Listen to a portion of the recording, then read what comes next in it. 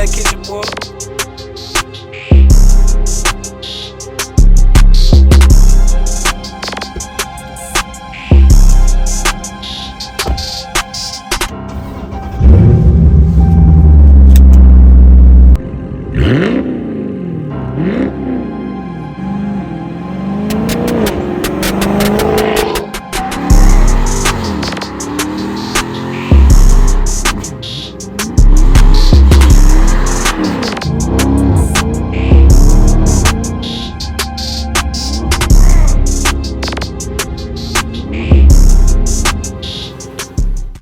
What's up, YouTube? I have a topic I want to talk about when it comes to these Mopars and protecting them, because as you know, these cars are an investment. They're not going to be making them anymore. So if you have a Mopar, whether it's 5.7, 392, Hellcat, any of these things, you need to protect it. A lot of people seem to believe if you put a kill switch on it, that's just going to protect it from getting stolen and that's it. No, don't be dumb like that. Just because you put a kill switch on your vehicle does not mean it's fully secure. Do your proper research for what you have. The kill switch is not the end be all and that's it. No. These vehicles have a neutral safety switch. Like for certain times, if you got to get it towed a certain way or something happened to your car and you need to get it towed, you can go in there, pull a lever up, and put this vehicle into neutral. So if you don't have a neutral safety blocker, that kill switch is pointless, because the people who are trying to put your car in neutral, they don't have to start it. They don't have to make a key. They don't have to do any of that. All they have to do is to engage that neutral switch, and your car can be pushed, whether they push it by hand or they just have the car come behind it and get to pushing it. Either or, it serves the same purpose. So it's dang near like you would better be preferring to have the safety blocker rather than to have a kill switch.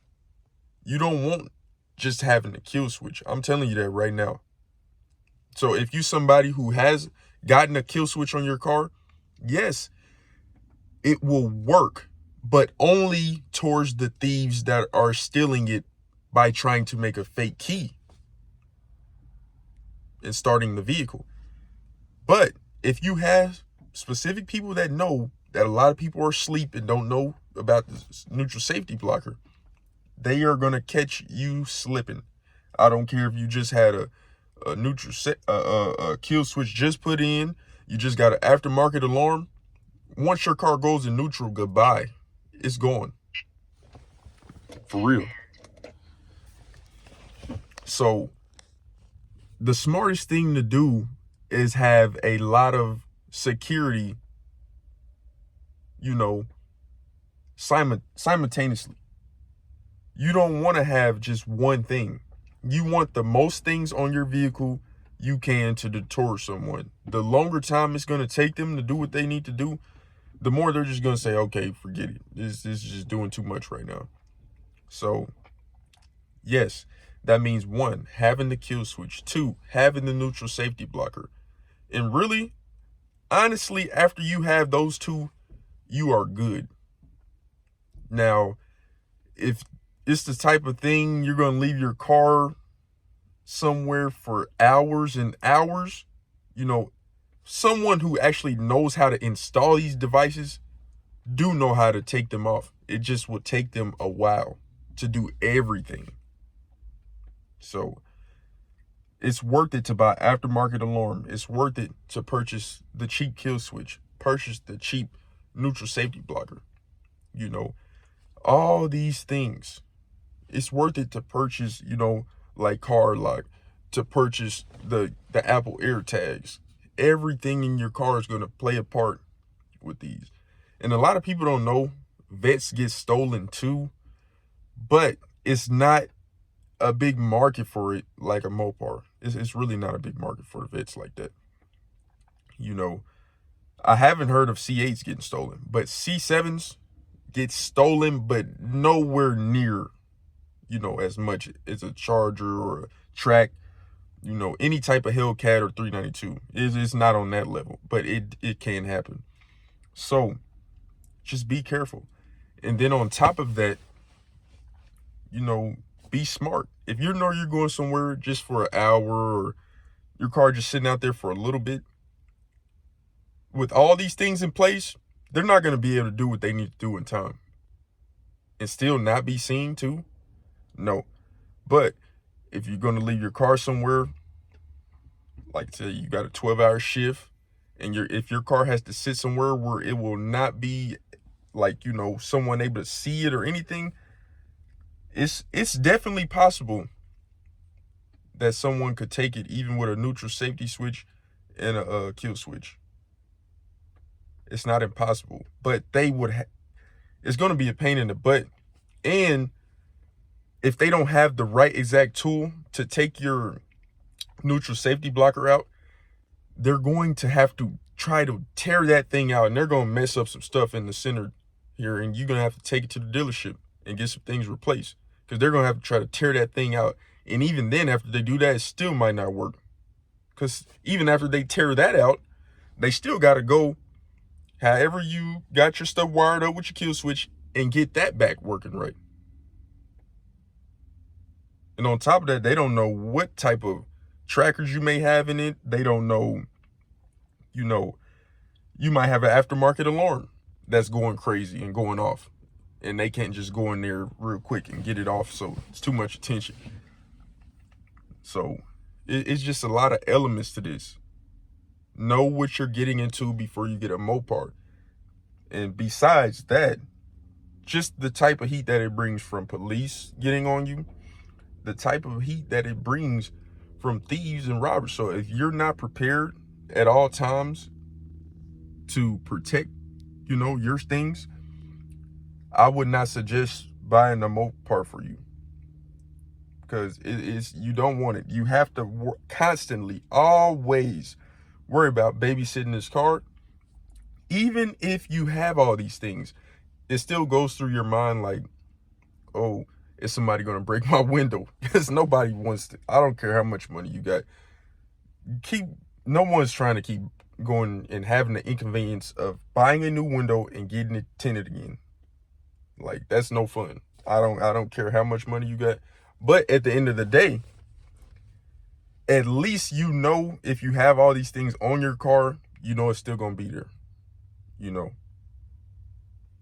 So yeah, you might have to get a new window, and some people don't care. They're like, oh, I got that little money, just get a new window, I'm gonna still have my car. But it's a lot of other things that are fast out there besides the Hellcats. You got the CT5E Blackwing, the regular CTV caddies. You got the Z06 Vet, the ZL1 Camaro, SS Camaro, Mustang GT500, the 5.0. It's so many other things out there. Escalade V. It's a lot of other fast things. But what makes the Mopar still in the game, I don't care if you get a 2017 Hellcat Challenger. You're paying $15,000 to $20,000 less than you would spend on a Z06 Vet with low miles. You can get a 2016 to 2018 Hellcat Challenger or Charger in the 50s. And I'm talking about with 5 to 15,000 miles on them. Those are nationwide. You can find Hellcats like that. So it really make it like, dang, I know they're still in these cars, but if you're just speaking off bang for buck, I would choose the Hellcat 2016. Well, really, you could say 15. I wouldn't get a 15 though. 2015 to 2018 Hellcat over a 2015 to 19 Z06 Vet. Because if you know anything about the market, and you see the market for the Z06s, I mean, here and there you'll see one for 60,000, and that Vet might have like 30,000 miles on it. But to get the ones, the 5 to 15,000 miles on those C706s, you're looking at 75 and up. Some are 83 plus and up, where you could easily go get you a gently used 2017 Cat with only 5K miles on it. You know, clean Carfax, you know, everything for 55K. Because let's say they listed at 52, you know, you might add a little taxes on it or anything. You might as well say 55, and you just got a Hellcat with 5,000 miles. That's 707 horses for 55K. So it's really just what you want to do. And I'm not going to lie. Some people have came up from their car getting stolen. Let's say you have a scat and your scat is paid off. They're going to give you market value for your car. And sometimes some insurance companies give you a little bit extra than what the car is worth. They give you your check. So let's say your scat is paid off. Right now, your scat is worth 40 bands. Let's say you haven't had a car payment for the last 8 months to a year, but your car is paid off. You don't get that bag to come back in. And then from that point on, it's do you want to go with another Mopar, or are you going to get something else fast? Some people take a break. Some people go right back into it and get another car. It just depends on what you want to do. So I'm glad I could bring insight to what I've been seeing, because I've been irritated seeing people just post their kill switches and like, oh, I got my kill switch now, and not even knowing the other elements that all go into your car getting stolen in the first place. So I'm glad I could raise awareness to that and tell you those things. If you did know that already, you can relate to me. And if you didn't, I just put you on game. So now you know. So like, comment, subscribe. I'm out.